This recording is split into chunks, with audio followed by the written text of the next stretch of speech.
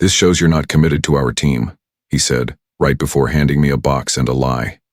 That was how Lawrence Grant, vice president of sales at Dreffield Automation, decided to end my 4-year tenure. No warning, no conversation, just a tidy dismissal dressed up as performance feedback. My name is Ethan Ross. I'm 30 years old, born and raised in Durham, North Carolina. I had given this company everything I had, 8 nights, sacrificed weekends, client wins that I paid for out of my own pocket, and just 2 weeks ago, I closed the largest contract in our division's history. $1,800,000, 0 cents, with a manufacturing firm out of Columbus. I remembered the ink was still drying when the executive team popped champagne without inviting me. That should have told me everything.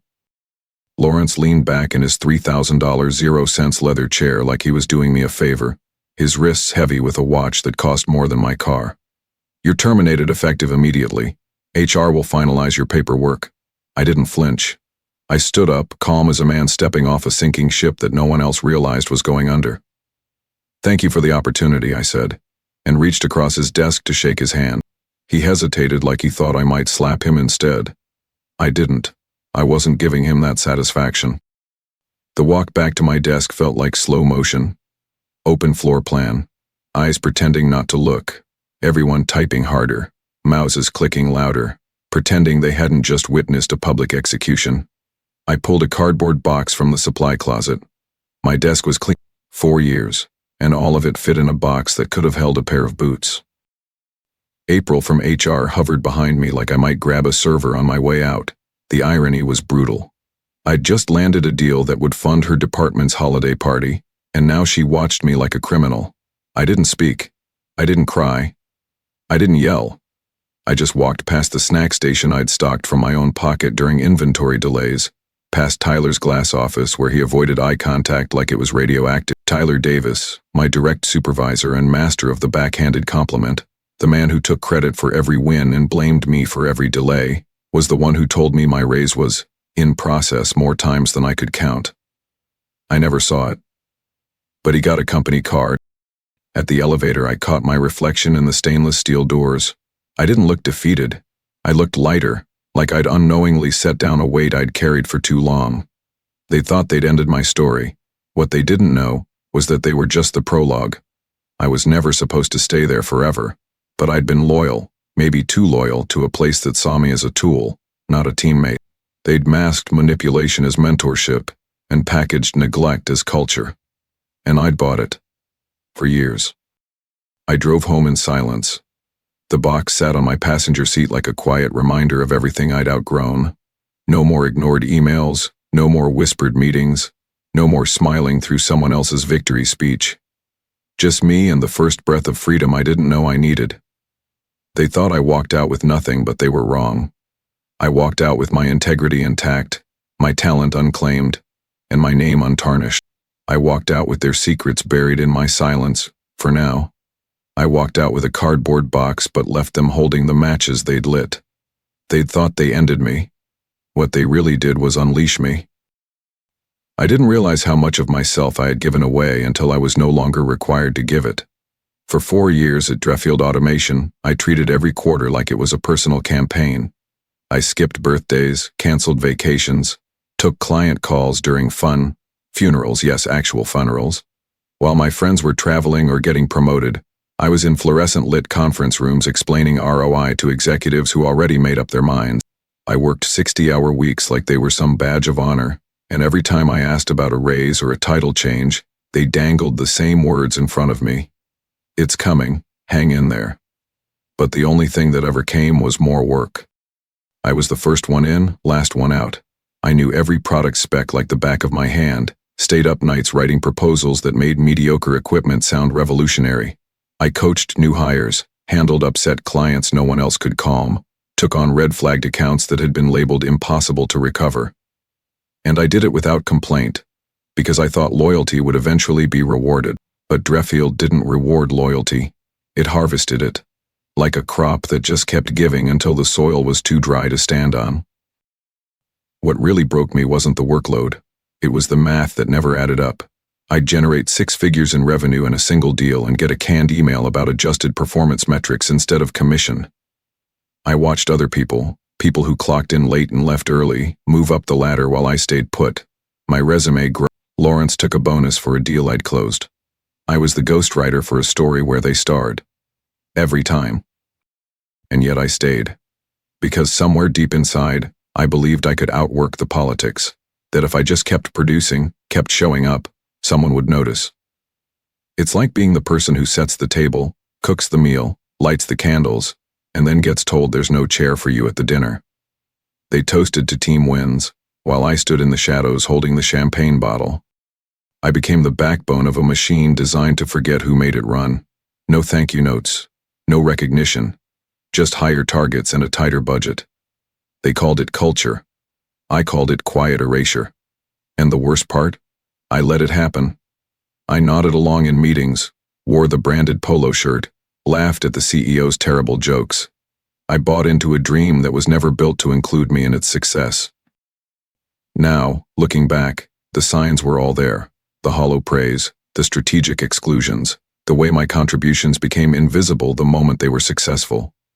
They didn't see me as a threat because they didn't see me at all. But I was watching, and learning, and cataloging every broken promise they dressed up as policy. They dressed their betrayal as... It started with a LinkedIn message that looked like nothing. "Hey Ethan, long time. You free to catch up sometime this week?" Vanessa Cole. She'd been a client of mine back when she headed procurement at Meriden Tech, one of D-Field's mid-size accounts. Sharp, professional, always respectable. Rare in our industry. I replied within 5 minutes. We agreed to meet at a cafe near her new office in Charlotte. I told Tyler I needed a day off. "Family thing," I said. He nodded absently, too busy crafting an email he'd later forward with his name on top. That Wednesday morning, I put on the best suit I owned, the one I used to wear on pitch days before Lawrence started showing up to steal the spotlight. The cafe was bright, quiet, unassuming, like most turning points in life. Vanessa arrived 5 minutes early, same confident energy, now carrying a new title, VP of Business Development at Revlon Dynamics. We made small talk, then she got right to it. "We're launching a new division. We need someone who understands technical sales but can actually lead. Someone who knows how to grow something from scratch." She sipped her coffee like she wasn't dropping a bomb on my carefully managed life. "You interested?" My pulse ticked faster. "Very." She smiled. "I already vetted your numbers, talked to 3 former clients. You've got a reputation most people in this business can only rent. Come meet the team Friday." I walked out with a sense of possibility I hadn't felt in years. That one conversation over coffee had more clarity, more direction, than 4 years of meetings at Dreffield. One espresso, one opportunity, one woman who saw me as more than a number on a spreadsheet, and yet, even then, I knew the risk. Word travels fast in our industry, and sure enough, the next morning Tyler called me into his office, eyes narrowed like, "Heard you were downtown yesterday. Care to explain?" I didn't flinch. "Took a personal day." He smirked. "Right. Just know we notice these things." By Friday, I was in Revlon's glass-walled conference room shaking hands with a leadership team that actually listened when I spoke. They asked real questions. They treated me like an asset, not a tool. The offer came Monday. Regional Director of Strategic Accounts. Double my Dreffield salary, stock options, a team, autonomy, vision. Everything Dreffield claimed to value, actually delivered. I accepted on the spot. The same day, Lawrence handed me a cardboard box and a severance letter dressed as termination for lack of team alignment. They thought they caught me off guard. They didn't know they'd just done me the biggest favor of my life. That one coffee, that one meeting with someone who remembered my name, gave me what 4 years of blind loyalty never could. A future. They thought they were burying me. What they really did was remove the ceiling. The next Monday I started at Revlon with my head held high, my title in bold, and my vision finally mine to own. I didn't leave Dreffield. I outgrew it. The letter came in a white envelope with an expensive logo and too much confidence. "Mr. Ross," it read, "this correspondence serves as a formal cease and desist regarding your violation of the non-compete agreement signed during your tenure at Dreffield Automation." I read it twice, then a third time. There was no mistake. They were threatening legal action unless I immediately resigned from my new role at Revlon Dynamics. The problem was simple. I'd never signed a non-compete. Not when I was hired, not during onboarding, not once in 4 years. But here it was, with a document attached. My signature scrolled across the bottom of a PDF dated 3 years prior. The signature looked like mine, but it wasn't. Not really. I remembered that year clearly. It was after I won Rookie of the Year. Tyler handed me a stack of HR paperwork during a performance review, said it was just updated comp and benefit stuff. He flagged the pages, told me where to sign. I didn't read it. That's on me. But the page with this so-called non-compete, that wasn't in that stack. I knew it. I could feel it. This wasn't just a misunderstanding. It was a setup. I forwarded the letter to Revelin's legal team. Within hours, I was sitting in a glass-walled conference room with their corporate attorney, a woman named Marissa Chen, who looked like she ate liability claims for breakfast. "First," she said, flipping through my Dreffield paperwork, "we're going to need every document you ever signed, especially around your review periods. Second, don't panic." I nodded, keeping my rage somewhere between my clenched fists. "They're playing hardball," she continued. "This isn't about legal standing, it's about intimidation. They want to scare you into backing down before you get traction." But I wasn't scared. I was furious. For years I'd stayed quiet while they took credit, delayed raises, withheld commissions. Now they were trying to rewrite my history, rewrite me. And I was done being their footnote. I dug into my records that night. Old emails, PDFs, HR printouts. I called my sister, a paralegal in Charlotte, who reminded me to check file metadata, timestamps, email chains. I didn't sleep. I just hunted. By morning, Marissa confirmed what I already suspected. The version of the document they submitted had formatting that didn't exist in our HR templates from 3 years ago. The font was different. The page layout didn't match the original onboarding packets. This wasn't just a clerical mistake. Someone had doctored a file to force me out of a job I'd earned without them. I stared at the fake contract and felt a strange calm settle in. Because this wasn't chaos, it was clarity. They were scared of what I might build, of the people I might take with me, of the truth I now had the power to tell. They tried to trap me in their narrative, but their lie had a paper trail and I knew how to read between the lines. They lit the match hoping They forged a lie and forced me to find the truth. It came on a Wednesday night, just after 9 p.m. My phone buzzed with a number I didn't recognize. No name, just a Raleigh area code. I almost let it ring out, but something in my gut said, "Pick it up." "Ethan?" a woman's voice whispered. "This is Jessica from DM Drayfield Accounting." My heart skipped. We'd never really spoken beyond the occasional hallway nod or finance request. She sounded nervous, like she was calling from a closet. "I shouldn't be doing this, but you deserve to know. The non-compete? You never signed it. Lawrence. He created it after you left. I saw him in the server room the day after HR processed your exit. He had your personnel folder open. Then he deleted your original files from the system." I stood frozen, the room around me blurry, her words crystal clear. "You're saying he forged it?" "Yes," she whispered, breath quickening. "And that's not all. There's talk. Tyler knows. He's panicking. He doesn't want to be caught in the middle, but he's not clean either. This isn't just about you anymore, Ethan. There's more going on here than you think." She paused. "I can't say more.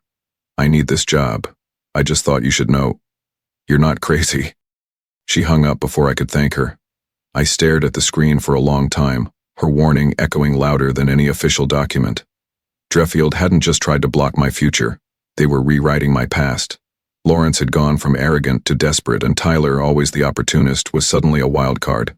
I remembered all the times he'd told me to just trust the process, the weird glances, the promotions that skip over me while he coasted upward on my work. Maybe the reason he didn't make eye contact during my exit wasn't guilt. It was fear. The next morning I met with Marissa again, my legal advisor at Revelin. "If they deleted original HR records and replaced them with forged documents, we're not dealing with a civil dispute anymore," she said, her fingers already typing notes. "That's criminal, destruction of evidence, fraud, possibly even RICO if it's systematic." "Jessica won't testify," I said. "She's scared." "We don't need her yet," Marissa replied. "We need proof the forgery wasn't isolated. Patterns, discrepancies. The truth always leaks when people panic." That's when I realized I wasn't the only one they'd done this to. There were others, people who left suddenly, people whose stories didn't add up. It wasn't a rogue mistake. It was a structure. Quiet, intentional, buried under NDAs and silence. But the whisper had begun, and once a whisper starts, it cracks. Their secrets were locked in the server room, but the whispers found the key. They thought the silence would protect. He walked into the cafe like a man who had stopped sleeping, shirt wrinkled, eyes sunken, tie hanging loose like a noose he'd forgotten to tighten. Tyler Davis, the same man who once smiled while handing me hollow promises, now looked like he was unraveling thread by thread. I didn't stand up, I didn't greet him. I just watched him slide into the booth across from me, hands shaking slightly as he wrapped him around a lukewarm cup of coffee. "I can't be seen here," he muttered. "I'm risking everything just talking to you." I took a slow sip of my drink. "Then don't waste my time." He exhaled, long and shaky. "Lawrence forged the non-compete," he said without flinching. "He's been doing it for years, not just to you." I stared at him, waiting. "He adds pages to standard HR packets during performance reviews, gets signatures on flagged sections, then attaches new content later. The PDFs don't match the paper files, but by the time anyone notices, you knew," I said flatly. He nodded. I confronted him once, after I saw the discrepancies in the files. He offered me a piece of the executive fund, called it standard executive structuring, said I could either take the cut or be cut out. He looked down into his coffee like it might absolve him. I took the cut. I let the silence stretch until it hurt. "Why tell me now?" "Because they're going to pin it on me when it blows up," he said. "They're already talking about isolated employee misconduct in closed meetings." "And because?" He reached into his coat pocket, pulled out a flash drive and slid it across the table. "This has copies of the real spreadsheets, the real commission splits, the ghost accounts, emails. I've been collecting it for months, just in case." I stared at the drive, the weight of it bigger than the metal it held. "You helped them steal from every top performer on your team. You padded your title with our work." "I know," he said. "I sold my spine. But guilt doesn't go away just because the money clears. Every time I look at myself in the mirror, I see what I let happen. And now, I'm the one on the edge of the blade." He stood up like a man who knew he'd already burned his last bridge. "You can use it. Do what I never had the guts to do. Just don't pretend I was innocent." I didn't. I didn't shake his hand. I didn't thank him. I just nodded as he left, the flash drive still warm between my fingers. I slipped it into my pocket, walked out. For the first time, I didn't feel like the underdog. I felt like someone holding the fuse. He'd sold his spine long ago, but guilt still had weight. They padded their bonuses with stolen trust. Now we had their receipts. I found him in a quiet diner just off Baxter Avenue in Louisville, Kentucky. Kevin Blackwell, once the rising star of Dreffield's Eastern region, now reduced to local sales for an HVAC supplier. He looked nothing like the man I remembered from trade shows and quarterly calls, the once polished suit replaced with a faded polo, his confident voice softer, more deliberate, but his eyes. "You're not the first to come asking," he said, sliding into the booth. "You're just the first who isn't afraid to do something about it." 2 years ago, Kevin had been Dreffield's poster child. Clean numbers, glowing client reviews, mentorship awards. Then the rumors started. Alcohol, missed meetings, aggressive behavior. One client complaint turned into 3. A month later, he was gone. But something about the story never sat right. I remembered how abruptly it happened, how fast the whispers moved, how rehearsed the leadership sounded when they explained it. "They couldn't fire me for finding the files," he said, leaning in. "So they ruined me instead." Kevin reached into his backpack and pulled out a thick folder. "Hard drives are traceable, paper's slower, but it doesn't glitch." Inside were printouts, emails, transaction logs, performance sheets with edits scrawled in 2 different hands. I tracked the discrepancies. Lawrence and the CFO were running side deals through fake vendor invoices, commission skims, padded bonuses, even vendor kickbacks. I built a whole case. Had a meeting lined up with the board. He paused, his jaw tightening. Then suddenly a client said I showed up drunk to a meeting I never attended. HR launched an internal review. I was out in 2 weeks with a clause that barred me from talking to other employees. I lost my job, my house, even my marriage. But I didn't lose the truth. That's what kept me going. His voice cracked, just once.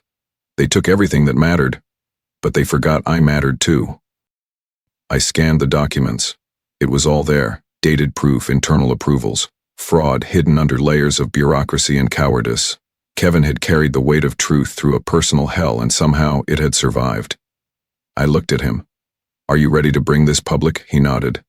They buried the truth under silence, but I kept it breathing. "And I'm done burying." We shook hands, his grip firm, not desperate. He hadn't come to beg. He came to finish what they'd tried to erase. And now, with Tyler's drive and Kevin's evidence, we didn't just have receipts, we had a case, a reckoning, an unshakable storm rising on a mountain of manipulated numbers.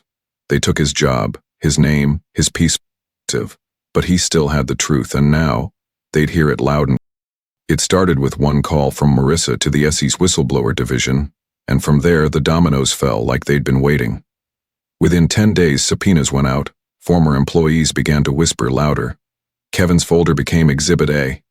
Tyler's flash drive became the fuse, and the tower that was Deidre Field Automation began to crack right where they'd hidden the rock. The Business Chronicle ran the first story. Whistleblower accuses D-Field execs of multi-year commission fraud. The next day, the Wall Street Ledger followed with a deeper dive, highlighting forged contracts, altered earnings statements, and suspicious transfers into what they called unregulated executive pools. Lawrence's face was on the front page, under the headline, "Built on Sand." At Revelin, the mood was electric. I wasn't just the guy they'd taken a risk on. I was now the reason our competitor was imploding in real time. Venna pulled me into her office that morning, shut the door, and smiled. "You did it," she said. "And you didn't burn down the house." Meanwhile, D-Field's HQ in Raleigh became a circus. Federal agents walked out with servers, laptops, boxes. The CFO resigned within 48 hours. Lawrence, escorted out under a rain of flashing cameras and employee silence. I heard he didn't even make it to his Porsche before the news trucks caught him. Their stock tanked 41% in a week. Clients began backing out of contracts, spooked by the scandal. Investors jumped ship. The board dissolved within a month. By quarter's end, they were in emergency acquisition talks. The giant had collapsed not with a scream, but with a long overdue sigh. As for me, my name was cleared in court. The fake non-compete was ruled inadmissible. The commission fraud publicly acknowledged.